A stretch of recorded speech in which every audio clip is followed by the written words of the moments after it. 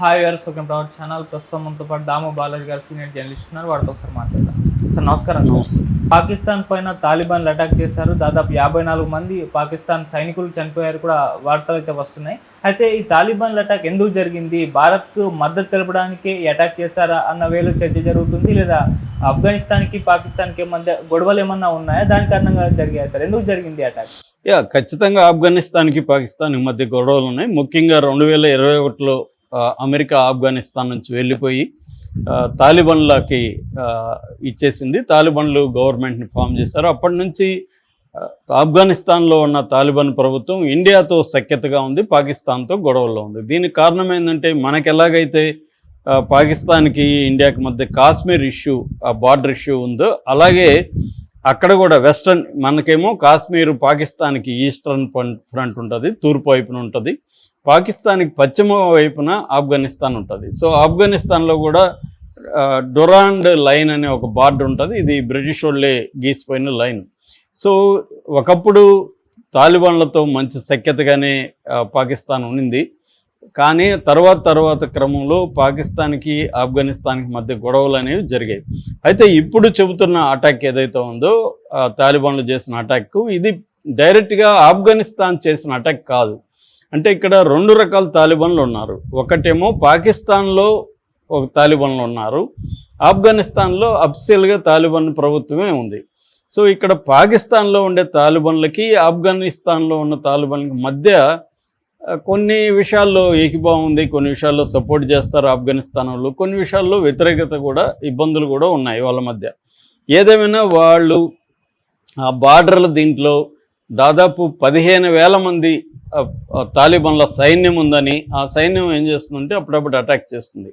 ఇక్కడ మనం ఎట్లాగైతే పాకిస్తాన్ టెర్రరిస్టులు మన దేశంలోకి వచ్చి మన దేశంలో ప్రజల మీద కావచ్చు, సైన్యం మీద దాడులు చేస్తున్నారు, అలాగే ఆఫ్ఘనిస్తాన్ నుంచి పాకిస్తాన్లోకి వచ్చి పాకిస్తాన్ మీద దాడులు చేస్తున్నారని చెప్పి పాకిస్తాన్ ఏం చేసిందంటే, ఆఫ్ఘనిస్తాన్లో కొన్ని ప్రాంతాల మీద దాడులు, వైమానిక దాడులు జరిపింది. మనం ఎలాగైతే సర్జికల్ స్ట్రైక్స్, బాలాకోట్ కావచ్చు, ఊరి కావచ్చు, ఇక్కడంతా సర్జికల్ స్ట్రైక్స్ మనం ఎలా చేశామో, అలాగా పాకిస్తాన్ ఆఫ్ఘనిస్తాన్లో వెళ్ళి ఈ సర్జికల్ స్ట్రైక్స్ కానీ ఎయిర్ స్ట్రైక్స్ కానీ చేసింది గతంలో. అప్పుడు ఆఫ్ఘనిస్తాను, మీరు మా సార్వభౌమత్వాన్ని గౌరవించకుండా మీరు ఎలా చేస్తారనేది గొడవ కూడా జరిగింది గతంలో. సో ఇప్పుడు రీసెంట్గా నార్త్ వజీరిస్తాన్ అంటారు, పాకిస్తాన్లో భూభాగం నార్త్ వజీరిస్తాను, ఇక్కడ దాదాపు 54 మంది అటాక్ చేశారని, 54 మందిని మేము చంపేస్తామని పాకిస్తాన్ చెప్తుంది. అక్కడ రెబల్స్ ఏం చెప్తున్నారంటే అది తప్పు, మేమే 54 మంది పాకిస్తానీ వాళ్ళని, సైనికులను చంపేస్తామని వాళ్ళు చెప్తున్నారు. ఇందులో ఏది కరెక్ట్ అనేది మనకి ఇండిపెండెంట్గా వెరిఫై చేసుకునే పరిస్థితి లేదు. ఏదేమైనా ఈ బార్డర్లో, ఈస్టర్న్ వెస్ట్రన్ బార్డర్ రెండిట్లో కూడా పాకిస్తాను ఇబ్బందులు ఎదుర్కొంటుంది. ఈస్టర్న్ ఏమో మన వైపు నుంచి, వెస్ట్రన్ ఏమో తాలిబాన్ల వైపు నుంచి. ఎందుకంటే అక్కడ ఖైబర్ పఖ్తూన్ఖ్వా అనే ఒక ప్రాంతం ఉంది. ఈ ఖైబర్ పఖ్తూన్ఖ్వా ప్రాంతంలో TTP అనే ఒక ఆర్గనైజేషన్ ఉంది, తెహ్రిక్ ఈ తాలిబాన్ పాకిస్తాన్ దాని పేరు. అంటే తెహ్రిక్ ఈ అనే సంస్థ తాలిబాన్ పాకిస్తాన్ అంటే పాకిస్తాన్లో ఉండే తాలిబాన్లు సో ఏర్పాటు చేసిన ఈ సంస్థ అనమాట. ఈ TTP సంస్థ ఒక ఉగ్రవాద సంస్థ, పాకిస్తాన్ భాషలో చెప్పాలంటే అది ఉగ్రవాద సంస్థ. వాళ్ళు అప్పుడప్పుడు పాకిస్తాన్ మీద అటాక్ చేస్తుంటారు. ఒక్కొక్కసారి ఆఫ్ఘనిస్తాన్ వాళ్ళు కూడా ఈ TTPకి హెల్ప్ చేస్తుంటారు. ఈ మధ్యకాలంలో ఆఫ్ఘనిస్తాన్ ఆర్మీ కూడా పాకిస్తాన్లో ఉండే మిలిటరీ పోస్టుల మీద అటాక్ చేసిన సందర్భాలు ఉన్నాయి. సో మేజర్గా పాకిస్తాన్ 2 రకాల సమస్యల్ని, టెర్రరిస్ట్ అని వాళ్ళ భాషలో టెర్రరిస్ట్ అని చెప్పచ్చు, ఏదేమైనా 2 రకాల సమస్యల్ని ఎదుర్కొంటుంది. ఒకటేమో ఈ బార్డర్లో, ఆఫ్ఘనిస్తాన్ బార్డర్లో ఉండే ఈ వజీరిస్తాను ఈ ఏరియాలో ఈ TTP ద్వారా ఎదుర్కొనే సమస్య. రెండేమో బలూచిస్తాన్ అనేది పాకిస్తాన్లోనే అతిపెద్ద ప్రావిన్సు. అక్కడ అనేక వనరులు ఉన్నాయి, ముఖ్యంగా గ్యాస్ కావచ్చు, తర్వాత గనులు కావచ్చు, ఇలాంటివి చాలా ఉన్నాయి, మినరల్స్. వాటినేమో పాకిస్తాన్ తీసుకెళ్తుంది, కానీ ఆ ప్రజలకి ఏ రకమైన అభివృద్ధి లేదు, రోడ్స్ లేవు, ఇన్ఫ్రాస్ట్రక్చర్ ఏమీ లేవు. సో అక్కడ నుంచి గ్యాస్ తీసుకెళ్తుంది, కానీ వాళ్ళ ఇళ్లలో గ్యాస్ సిలిండర్లు ఉండే పరిస్థితి లేదు. ఇలాగా వాళ్ళు ఏం చేస్తున్నారంటే గత కొంతకాలం నుంచి బెలూచిస్తాన్ ఆర్మీ అనే ఒకటి ఏర్పడింది. ఈ బెలూచిస్తాన్ ఆర్మీ అనేది ఫస్ట్లో రూరల్ ఏరియాకి పరిమితమైనది. ఈ మధ్యకాలంలో సిటీస్కి టౌన్స్కి కూడా రావడం మొదలుపెట్టింది. ఆ మధ్య కూడా కరాచీ యూనివర్సిటీలో బెలూచిస్తాన్కి సంబంధించిన మజీద్ బ్రిగేడ్ అంటారు. ఈ మజీద్ బ్రిగేడ్లో దాని ఏమంటారు సూసైడ్ స్క్వాడ్ కరాచీ యూనివర్సిటీలో కూడా ఒకరు పేల్చుకొని చనిపోయినారు. ఆ టైంలో 5 మంది చైనీస్ వాళ్ళు చనిపోయినారు. ఎందుకంటే చైనా వాళ్ళు అక్కడ ఎకనామిక్ కారిడార్ సిపిఈస్ అంటారు, చైనా పాకిస్తాన్ ఎకనామిక్ కారిడార్, దాన్ని నిర్మిస్తున్నారు అనమాట. దానికి వ్యతిరేకంగా వీళ్ళు అక్కడ చైనీయుల మీద కూడా దాడులు చేస్తున్నారు.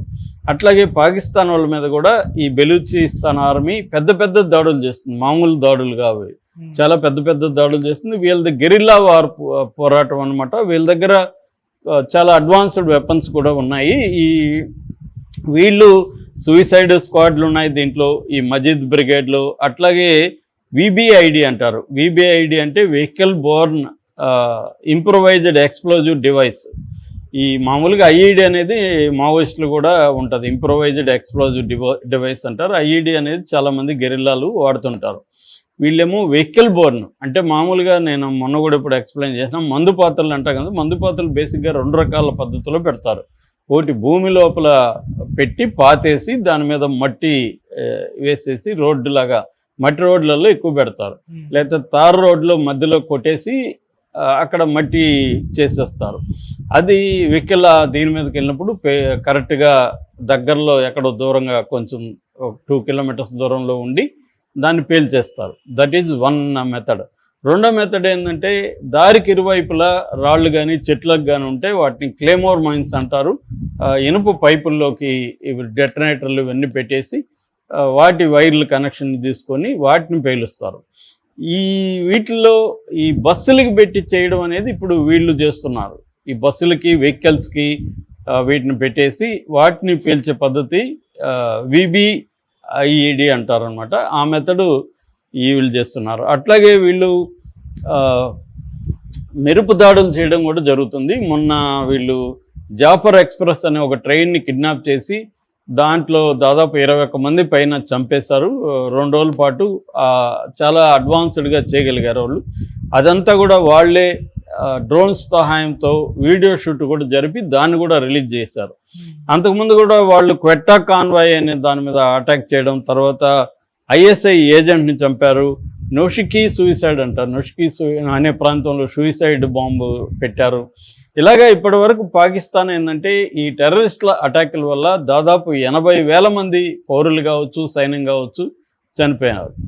అట్లాగే లాస్ట్ ఇయర్ చెప్పాలంటే 1100 టెర్రరిస్ట్ అటాక్స్ పాకిస్తాన్లో జరిగాయి. సో దాంతోపాటు ఇప్పటి వరకు ఒక బలూచిస్తాన్ గెరిల్లా వార్ పోరాటంలోనే పాకిస్తాన్ సైనికులు 500 మంది పైన చనిపోయారు. ఒక 20 మంది వరకు చైనా వాళ్ళు చనిపోయారు అనేది మనకు వస్తున్న లెక్కలు.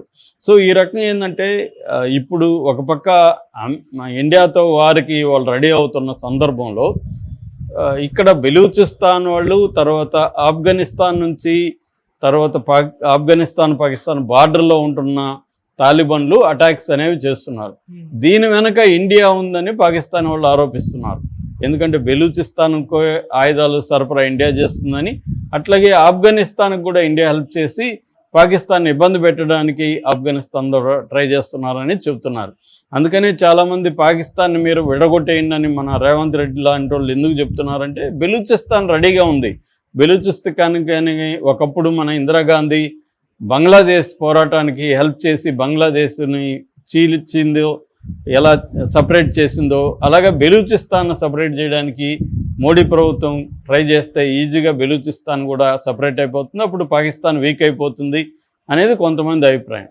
బట్ అది అంత ఈజీ కాదు. అది ఏదేమైనా పాకిస్తాన్ అయితే ఈ 2 శక్తుల ద్వారా ఈ ఇబ్బంది అయితే TTP and BLA Balochistan liberation army ఈ 2 పాకిస్తాన్కి ఇబ్బందికరంగా మారాయి.